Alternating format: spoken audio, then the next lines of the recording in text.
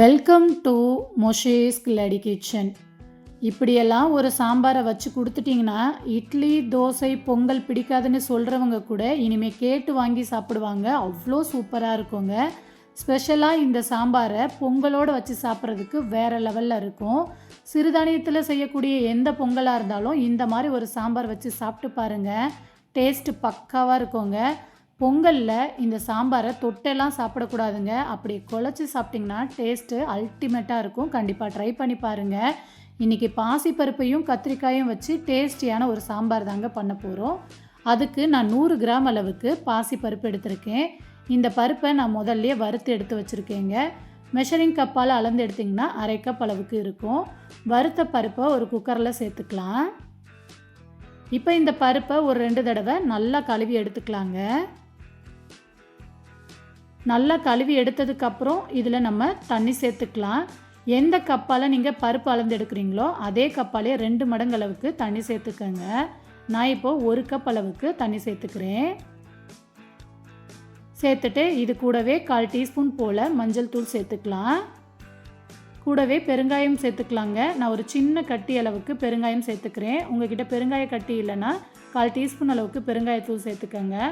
4 பல் பூண்டை தோல் உரித்து சின்ன சின்னதாக கட் பண்ணி சேர்த்துக்கோங்க. ஒரு மீடியம் சைஸில் பெரிய வெங்காயம் எடுத்து அதையும் சின்ன சின்னதாக கட் பண்ணி சேர்த்துக்கோங்க. கூடவே ஒரு பச்சை மிளகாயை உடச்சி சேர்த்துக்கோங்க. ஒரு பெரிய தக்காளியை சின்ன சின்னதாக கட் பண்ணி அதையும் இதில் சேர்த்துட்டு இப்போ இதில் நம்ம கத்திரிக்காய் சேர்த்துக்கலாங்க. நான் கொஞ்சம் மீடியம் சைஸில் 2 கத்திரிக்காய் எடுத்திருக்கேன். இது கிட்டத்தட்ட 50 கிராம் அளவு இருக்கும். இந்த கத்திரிக்காயை இந்த மாதிரி சின்ன சின்ன பீஸாக கட் பண்ணிவிட்டு தண்ணியில் நல்லா அலசிட்டு அதுக்கப்புறம் பருப்போடு சேர்த்துக்கோங்க. வெள்ளை கத்திரிக்காய் சேர்த்து செய்யும் போது இந்த சாம்பாரோட டேஸ்ட்டு வேறு லெவலில் இருக்குங்க. கண்டிப்பாக வெள்ளை கத்திரிக்காய் கிடச்சிச்சின்னா இந்த சாம்பாரை ட்ரை பண்ணி பாருங்கள். கத்திரிக்காய் சேர்த்து ஒரு தடவை நல்லா கலந்து விட்டுட்டு குக்கரை மூடி வெயிட் போட்டுருங்க. வெயிட் போட்டுட்டு அடுப்பில் வச்சு சிம்மிலேயே ஒரு 2 விசில் முழுசாக வந்ததுக்கப்புறம் அடுப்பை ஆஃப் பண்ணிவிட்டு ஏர் ஃபுல்லாக ரிலீஸ் ஆனதும் ஓப்பன் பண்ணுங்கள். அப்போ தான் கத்திரிக்காய் பருப்பு எல்லாம் கரெக்டாக வெந்து வந்திருக்கும். இப்போ ஒரு மத்து வச்சு இதை நல்லா மசிச்சு விட்டுக்கலாம். மத்து வச்சு நல்லா மசிச்சதுக்கப்புறம் இதில் நம்ம தேவையான அளவு தண்ணி சேர்த்துக்கலாங்க. நான் 1 கப் அளவுக்கு தண்ணி சேர்த்துக்கிறேன். சேர்த்துட்டு இது கூடவே நம்ம உப்பையும் சேர்த்துக்கலாம். 1 டீஸ்பூன் போல் உப்பு சேர்த்து இதை நல்லா கலந்து எடுத்து வச்சுக்கோங்க. கரெக்டாக நீங்கள் 2 விசில் போட்டு எடுத்தாலே போதுங்க. பருப்பும் கத்திரிக்காயும் ஒரே மாதிரி குழைவாக வெந்திருக்கும். இப்போ நம்ம சாம்பாரை தாளிச்சுக்கலாம். அதுக்கு அடுப்பு ஆன் பண்ணி ஒரு கடாய் வச்சுருங்க. அதில் 3 டீஸ்பூன் போல் எண்ணெய் சேர்த்துக்கோங்க.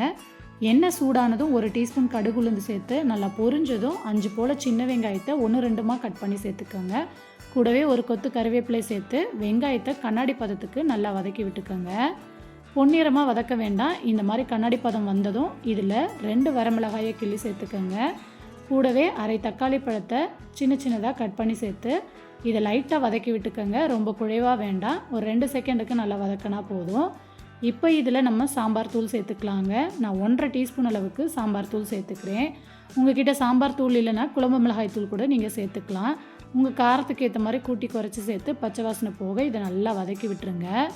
நல்லா வதங்கினதுக்கப்புறம் இதில் 1/4 கப் அளவுக்கு மட்டும் தண்ணி சேர்த்து நல்லா கலந்து விட்டு ஒரு 3 நிமிஷம் நல்லா கொதிக்க விடுங்க. 3 நிமிஷம் நல்லா கொதித்து வந்ததுக்கப்புறம் நம்ம வேக வச்சு மசிச்சு வச்சுருக்க பருப்பை இதில் சேர்த்துடலாம். கூடவே சாம்பாருக்கு எந்த அளவுக்கு தண்ணி வேணுமோ அந்த அளவுக்கு நீங்கள் தண்ணி சேர்த்து இதை நல்லா கலந்து விட்டுக்கோங்க. நான் இப்போ 1/2 கப் அளவுக்கு தண்ணி சேர்த்து இதை நல்லா கலந்து விட்டுறேன். கலந்து விட்டதுக்கப்புறம் அடுப்பை சிம்மிலே வச்சு ஒரு 10 நிமிஷம் குக் பண்ணுங்கள். 10 நிமிஷம் கழித்து பார்த்திங்கன்னா சாம்பார் நல்லா கெட்டியாகி நுரைச்சி வரும். இந்த ஸ்டேஜில் நீங்கள் அடுப்பை ஆஃப் பண்ணிவிட்டு ஃப்ரெஷ்ஷான கொத்தமல்லியை தூவி நல்லா கலந்து விட்டுட்டு சூடான பொங்கலில் ஊற்றி குழச்சி சாப்பிட்டு பாருங்கள். டேஸ்ட்டு வேறு லெவலில் இருக்குங்க. இட்லி தோசைக்கு சாப்பிட்றத விட வெண்பொங்கலோடு சாப்பிட்டு பாருங்கள். அல்டிமேட்டாக இருக்கும். அதுவும் சிறுதானிய பொங்கலோடு சாப்பிடும்போது வேறு லெவலில் இருக்கும். கண்டிப்பாக ட்ரை பண்ணி பாருங்கள். ட்ரை பண்ணி பார்த்துட்டு எப்படி வந்துருந்துச்சுன்னு மறக்காமல் உங்கள் ஃபீட்பேக்கை கமெண்ட்டில் சொல்லுங்கள். ரெசிபி பிடிச்சிருந்துச்சுன்னா லைக் பண்ணுங்கள், ஷேர் பண்ணுங்கள். மறக்காமல் நம்ம சேனலையும் சப்ஸ்கிரைப் பண்ணி வச்சுக்கோங்க ஃப்ரெண்ட்ஸ். பாய்.